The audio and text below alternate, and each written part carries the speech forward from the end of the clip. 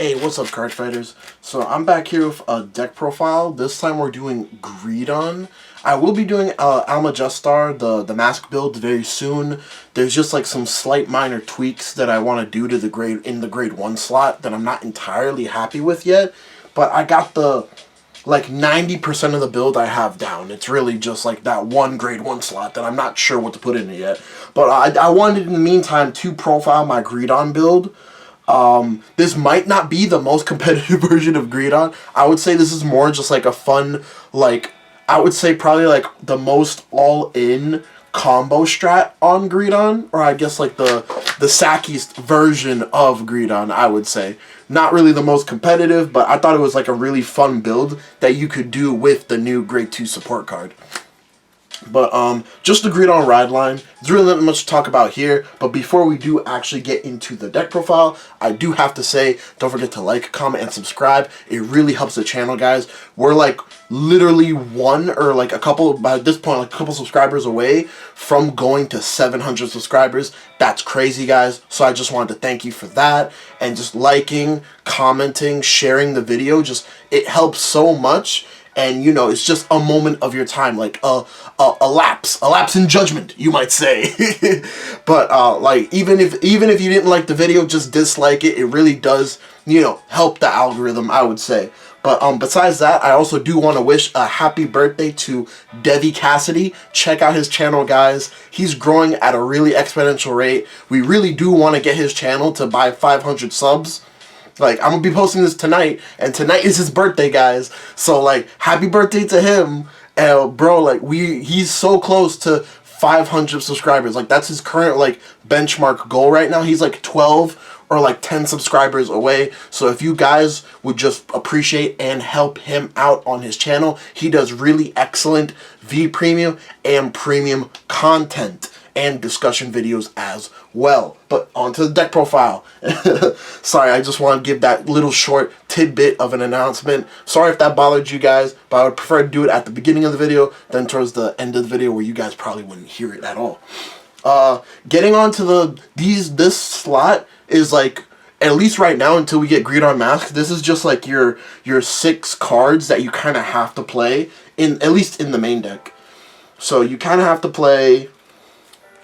You have to max out on Persona Ride so you could get the GREEDON in Soul just to make sure you don't die. Persona Riding actually isn't quite a big deal in the GREEDON deck. It's just a very big deal that you get the GREEDON in Soul. So you really do want to max out on Persona Ride in the main deck. And then maxing out on the Boku shows in the main deck. I've seen people try and cut him to 2 or cut him to 1 in the main deck. He is the reason why you don't care about Persona Rides, and this is just like a little small 6-card engine, and the rest of your deck, at least in GREEDON, you could literally play whatever you want. There's so many different ways to play GREEDON. There's so many different ways to build GREEDON right now. Like, you could go for like a rearguard attack build, to whereas you're using the rabbit that lets you, after you soul charge it, counterblast 1, call something from your hand. So you could multi-attack with rearguards with the rabbit, and with the crocodile in Soul, those rearguards are going to get plus 5k for every crocodile you have in Soul. So you could do like a rearguard multi-attack type shenanigans type of deck, or you could do a Vanguard multi-attack type shenanigans type of deck, or you could do, what we're doing is big Vanguard cheese. Literally just 2 Vanguard swings, big Vanguard cheese, and that's how we're killing you. But yeah, maxing out on these 2 cards are very important. Getting on to what I would consider probably like the non-engine of the deck is I'm playing 4 copies of the new pitch fodder that did come out in set 10. Out of all the decks, I would say GREEDON is the deck that's most well equipped to play this card. Just because you, at least in this version of the deck, you really don't care too much about your soul in the early game. You care more about it towards the late game. But you do have resources to soul charge cards from the drop zone. So it's really not that big of a deal if you use this to pitch. And it also helps you out because this card, if you Persona Road, which you don't really care about Persona Ride, but sometimes it just happens to happen. And if you do, this card becomes 2 cards because you can call a card from your soul when you call it from hand if you Persona Road that turn. So it's just really good At least in this version of deck, maxing out on 4 copies just because it can also be a double body at the same time. Getting on to the bread and butter of this deck, and what this deck is actually really built around, is we're playing 4 copies of the new GOAT. And he is actually the GOAT. G-O-T, guys. G-O-A-T, guys. So basically, what this new GOAT does is when he's soul charged, he lets you pop a card, which GREEDON has never had access to board removal before. So you're the star of this. You're the star of this show, baby. We're gonna put you in the middle. Don't worry about it. We're gonna put you in the middle. So he lets you pop a card when you soul charge him, and when your Vanguard swings from soul, you can bind him. And when your opponent guards, they have to guard with 2 or more cards at the same time for your Vanguard swing. So this essentially gives your Vanguard guard restrict without having to rely on Goonin from the ride deck, which you technically still can pull off with the grade 2 pitch fodder. But 4 copies of the GOAT. He's very important for this deck. He's basically what supplements your win condition for this deck, which is 4 copies of the Hedgehog from set 6. You might not know what this card does. I usually don't like explaining cards in deck profiles, guys, because I like to operate under the assumption that you have as much information as I do, or you have access to the same information that I do. And I moreover like to explain the utility of the cards. But since these are more or less a little bit more unknown, because it's a little bit less of an unknown archetype, I am going to explain them a little bit. I'm sorry if that does bother you. But 4 copies of Hedgehog. When Hedgehog boosts your Vanguard, specifically the grade 3 GREEDON, if you have no other rear guards, you can counterblast 1 and give your Vanguard +1 crit until the end of that battle. So basically, your strategy is you want to fill up your board with 5 cards, have Hedgehog behind the Vanguard, have either a GOAT in Soul, or have a GOAT on rear guard to Soul Charge. Swing with your Vanguard unboosted, put all triggers that you do get, if you get any triggers, on your Vanguard, restand your Vanguard, swing again, this time boosted by the Hedgehog to give your Vanguard a critical, and to bind the GOAT from Soul so that they have to guard with 2 or more cards at the same time, so they can't just simply PG your Vanguard. If they have a Blitz Order, if they have the Blitz Order PG, they have the Blitz Order PG, but at the end of the day, that's a one-of that they can only utilize one time. To whereas this deck, the goal of this deck is to do this combo every turn until your opponent's dead. More often than not, they'll try to chump, or they'll try to like eat the first attack, or like they'll perfect guard the first attack and then try to eat the second attack, depending if you have the crit online or not. But that's why we're running the Hedgehog at 4, just because it is just so important that your second swing does have a critical on it. Speaking of critical checks, we're playing 4 copies of the Frog. The reason that we're playing 4 copies of the Frog is because it's another supplemental piece that it's not a need to have, because this is just your bread and butter 2-card combo, and then the rest of the cards on board can literally be whatever you want them to be. But this is not a need to have, but a nice to have in certain situations where you can't get your Vanguard to crit. You can at least give your Vanguard an extra drive check and 5k and give yourself the potential to check an extra critical trigger, when normally you would only get your first 2 checks from your swing and then 2 more checks. But if you have multiple Frogs, that's another check or an additional check depending on how many you can resolve. It is 2 counterblast, and we are choosing not to run any counter charges in this deck because the only cards that use counterblast is the Hedgehog and the Frog. But it's more of you just kind of have to utilize your counterblast wisely, depending on whether or not you think you can kill your opponent.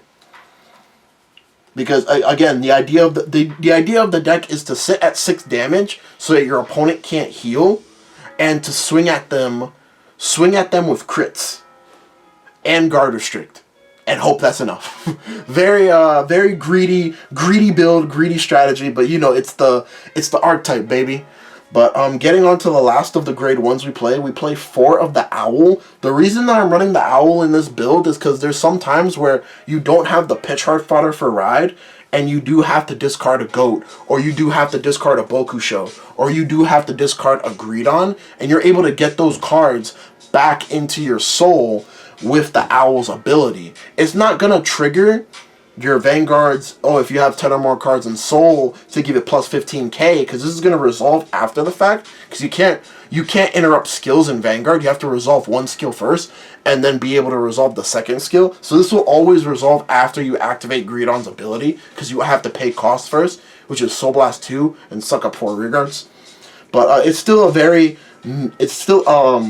nice piece that helps to whereas, man, I had to discard my pieces, or I had to guard my pieces early, I'm able to recuperate those back into my soul.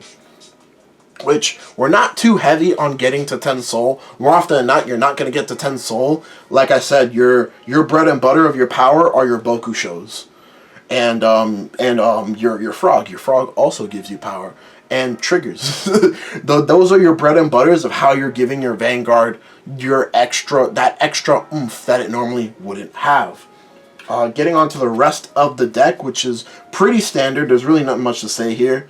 We're playing 4 DPGs. The reason that we're not running the Blitz Order PG is because this is a very rearguard reliant deck. In terms of you need to be able to call at least 4 cards from your hand every turn if you want to be able to at least restand your Vanguard. Which, at the end of the day, the Blitz Order PG isn't a unit you're able to call. So we are taking some risks not running it into certain matchups like Stride deck sets or decks that do have that annoying guard restrict, like what we're trying to do to our opponent.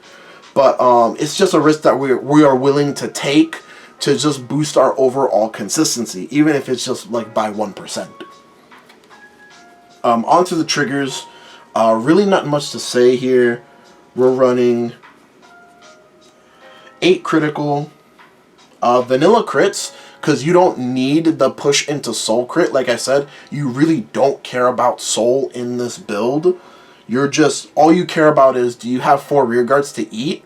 Okay, that's cool. I can restand my Vanguard. I can play Gucci. 4 regular heals. You could play the crit heals for Gandiva, or I guess you could play like the restand heals if you really wanted to. I still am not too strong of a proponent on those heal triggers. I still prefer bread and butter vanilla heals. I feel like they work best, and that's enough I'm gonna say on that. I've talked this topic into the ground. But and then we're playing 3 front triggers. Now the reason that we're playing front triggers in GREEDON is I've been a proponent of fronts in this archetype for a long time. You can check out my past profiles on my channel. But because you die at higher damage, which you die at 6 damage if you have GREEDON in your soul, you're drive checking at minimum 4 cards a turn, you tend to go through your deck very fast. Especially if you're using the pitch fodder to be able to recuperate your ride cost. So you tend to actually go through your deck faster than you expect. And I've actually decked out because I was testing draws, and I've decked out because of draw triggers. So at the end of the day, it's a little bit of a feels bad because more often than not, you're just swinging with your Vanguard. The 20k shield is nice, but you kind of just have to run fronts. Unfortunately, Bushy won't let me run 11 crits. I'm gonna try and email him about that, see if I could get like a waiver or a card that says I can. But for now, we can only run 8 criticals. And then 1 Dark States OT. This is actually like the Dark States deck that makes this OT the best. Like, when GREEDON checks this OT, it literally feels so unfair. Especially if you can get your guard restrict off. Being able to swing at your opponent twice with a plus 10k and a crit on top of your Bokusho power-ups, on top of Persona Ride, and on top of your guard restrict, it's just a very not very a fun time for your opponent. But yeah, that is the deck, guys. I am gonna it's pretty straightforward and simple, but I am going to go over what you want your combo board to look like generally every turn. And you can do this on turn 3. You ideally do want to go first, because I feel like you benefit the most being able to pop off this combo while your opponent is on grade 2. And being able to Persona Ride first, if you do have Persona Ride. If you don't, not a big deal, but if you do, is actually quite nice. So what you want is, say this is your Vanguard GREEDON. Let's say you already have a GREEDON in Soul. You didn't Persona Ride. This is your first ride up turn. So let's say you're at 4 damage, so you have your power-ups from Bokusho. This. You're gonna get a Bokusho off your ride line, so you'll have at least 1. Hedgehog, and this can literally be whatever. Let's say you're nice and you also have the frog. So this is what your first turn 3 board you want it to look like. You're not going to be guarding early. That's why you're going to probably be at 4 or 5 damage. If your opponent is aggressing you, that's fine. You need to be at that high damage to unlock your power-up skills, because otherwise your first swing is going to be like a 13, or like depending on like just an 18, which is fine against a grade 2 Vanguard, because they'll need 1 front trigger, which is a 2 to pass, which is what you want your opponent to do, because you always give all effects to your Vanguard, or they'll have to guard with a 15 and a 5k. So that's 2 cards out of their hand if they want to guard the first attack. But you're going to swing a minimum of 13 or 18. Do your drive checks. This deck was in order, so we're not really counting our drive checks. We're just, doing the skills. Soul Blast 2, Soul Blast the 0 and the 1, they don't matter here.